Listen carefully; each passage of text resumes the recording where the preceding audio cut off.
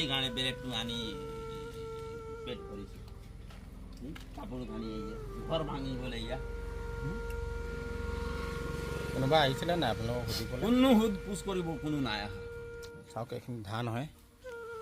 সেইয়া দাইল সেইয়া দাইলটো ফটো উঠাই দিয়ক সেইয়া ধান হয়।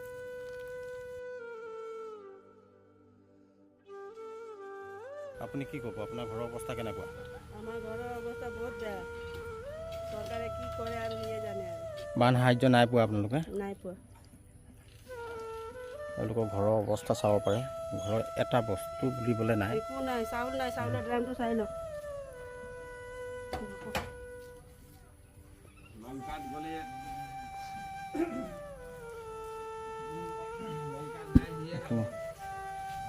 চাউলৰ অৱস্থা চাওক পানীত তিতি। ঘৰটো দেখাই দিব নেকি আপোনাৰ? ভিতৰত দেখাই অঁ, ঘৰৰ অৱস্থাটো দেখাই দিয়কচোন।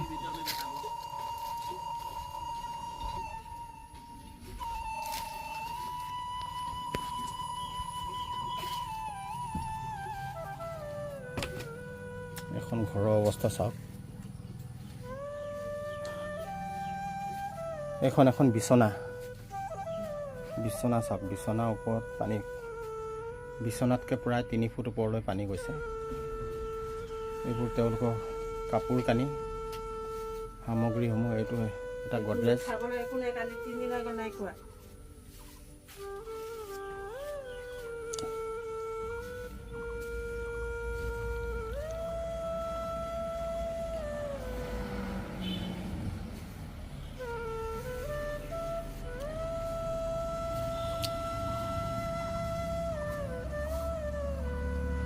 বহুত মৰ্মান্তিক দৃশ্য, দুখ লগা দৃশ্য। আমাৰ এইখন গাঁৱত প্ৰায় গোটেইকেইটা ঘৰৰ অৱস্থা প্ৰায় তেনেকুৱাই। মই এতিয়া বৰ্তমান আপোনালোকক মই 2খন ঘৰ দেখুৱাইছোঁ।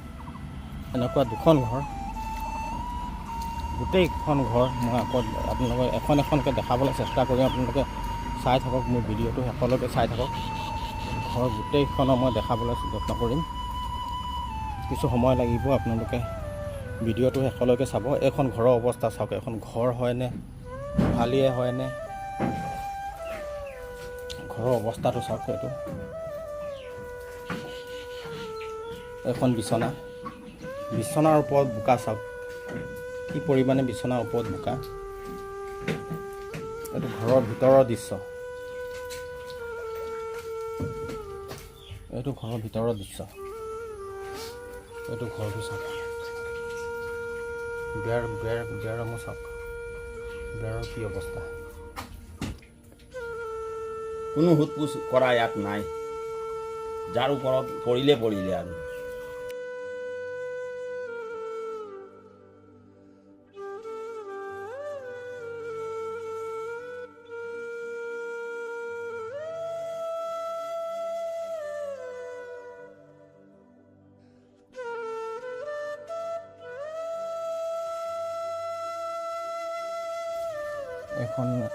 আন এখন ঘৰ, তেওঁলোকৰ গৰু ছাগলী কুকুৰা সেইবোৰ থকা ঘৰ। ঘৰখন লুটি খাই পৰিলে। ঘৰৰ অৱস্থা চাওক। এখন তেওঁৰ একমাত্ৰ চাইকেল আছিলে, এখনৰ অৱস্থা চাওক।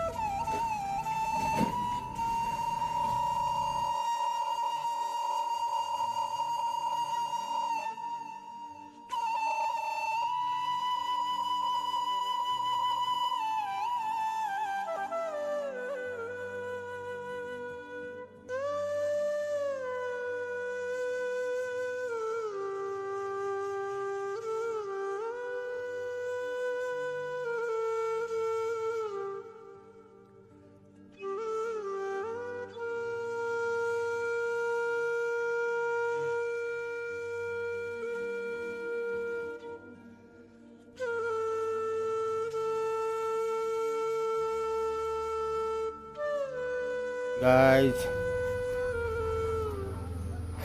আপোনালোকে চাওক। এখন আমাৰ ঘৰৰ ভিতৰৰ দৃশ্য চাওক।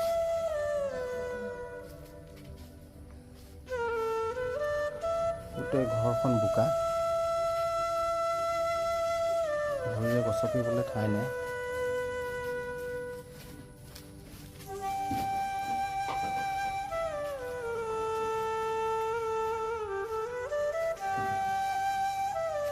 আপোনালোকে চাব পাৰে।